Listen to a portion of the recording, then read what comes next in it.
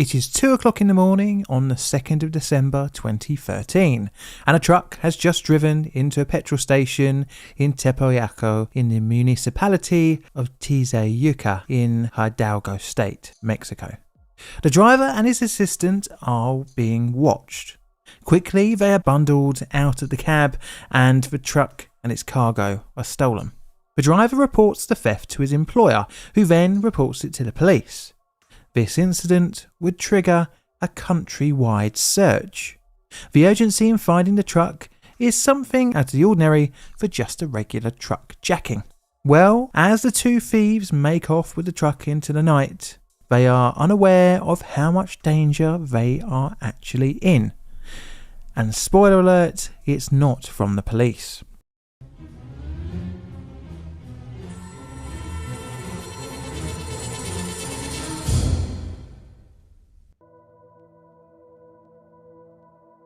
Background. Our story starts at the medical Institute Mexicano del Seguro Social, located in Tijuana, Baja California state, where the oncology department is making a change. For over 50 years, like all over the world, radioactive sources have been used for the treatment of cancer, and the cancer center in Tijuana is no different.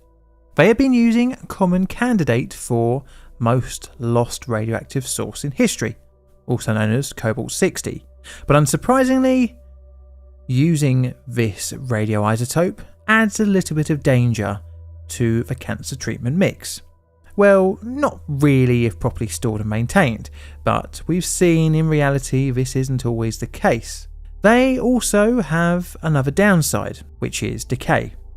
You see, a radioisotope loses its potency over time, which means it needs to be replaced, and this has a cost. This problem was kind of solved with the changeover to linear accelerators. They produce a more reliable, flexible and accurate beam of radiation without a need for cobalt-60. Brilliant! But what to do with all those older, potentially deadly machines? Space confines and security concerns usually mean that they can't just be left somewhere on site for the many years to decay to a stable state. Instead, they need to be properly disposed of. This would be the fate of one such teletherapy machine. Its head, which was where the cobalt-60 lived, was packed up and placed on a flatbed truck. It is at roughly a quarter of its radioactivity from 2002, when it was originally measured at 458 terabecquerels. It is in 2013 though at roughly 100, but it is by no means safe. It is classed as a Category 1 source, being described as: this source, if not safely managed or securely protected, would be likely to cause permanent injury to a person who handled it or who was otherwise in contact with it for more than a few minutes. It would probably be fatal to be close to this amount of unshielded radioactive material for a period in the range of a few minutes to an hour. Now, the truck's journey was going to be a long one, roughly 31 hours if driven non-stop. The destination is the Radioactive Waste Storage Center, located near the town of Santa Maria Maxuquio, Mexico State.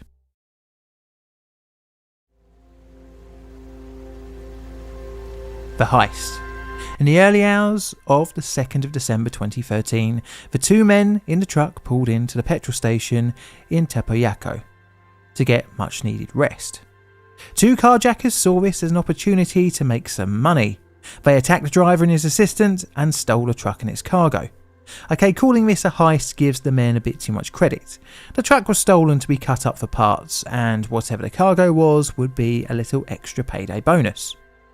On the same day as the theft, the two carjackers sold the truck and its cargo to a local scrap merchant. No questions were asked, and after the crossing of some palms, the big metal teletherapy shielding was being evaluated for its scrap metal worth. 5 workers at the time are on site, and they begin dismantling the teletherapy head. Now, this might sound a bit deja vu. Well, it's because scrap dealers acquiring and cutting up radioactive material shielding is an all too common event, and definitely too common for my liking.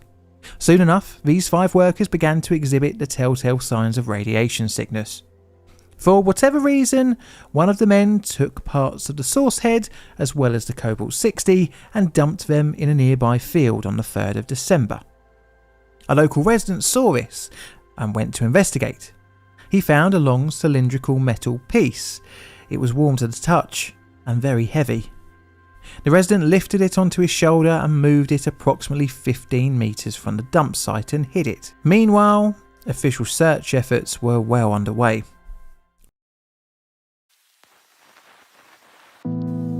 The search. The driver and his assistant reported the theft around 8 AM on the 2nd of December. This set off a chain reaction, excuse the pun, with the federal police and the Committee on International Disarmament, Terrorism and Security, who were also informed. The next day, source search activities began with 4 teams equipped with radiation monitoring equipment. They were dispatched to search an area of roughly 5 kilometres around from where the truck was stolen. On the 5th, the search radius was expanded to 10 kilometres, and sightings of the stolen truck were reported in Hueypoxtla municipality.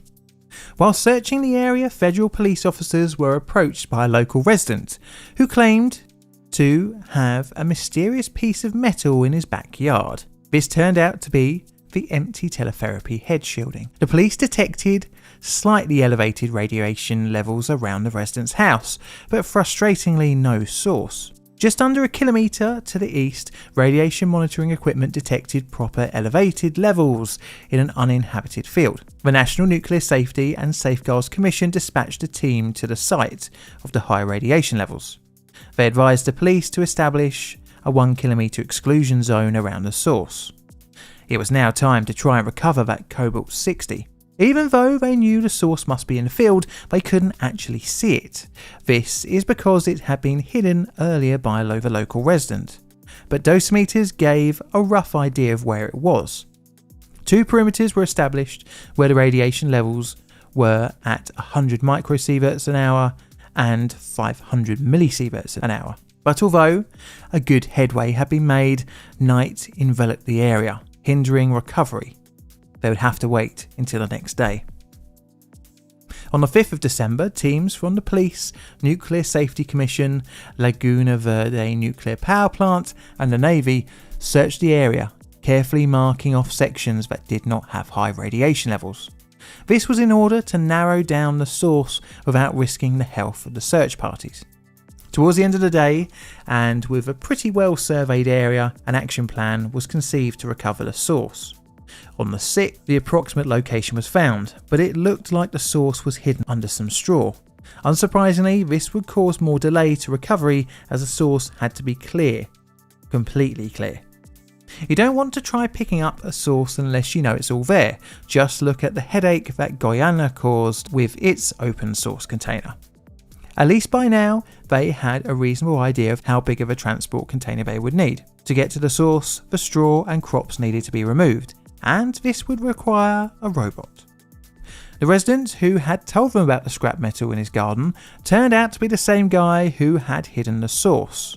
On the 7th of December, he told the police the exact location, and finally they had confirmed where that source actually was. It would take, however, another 2 days of the robot clearing the crops, and finally on the 9th of December, the source container was visible, and thankfully not damaged. Now, how to recover the source? Well, that robot, which was doing the crop clearing, would turn out to be even more useful. On the 10th of December, using the robot's onboard camera, operators were able to finally recover the source after 2 attempts. It was placed inside a newly fabricated container, and once the lid was placed over it, radiation levels returned to below IAEA recommended safe recordings. After the best part of a week, the source was back on a truck being transported to a secure facility. But what of those who had been all too close to the source? Well, the scrapyard workers weren't hard to find.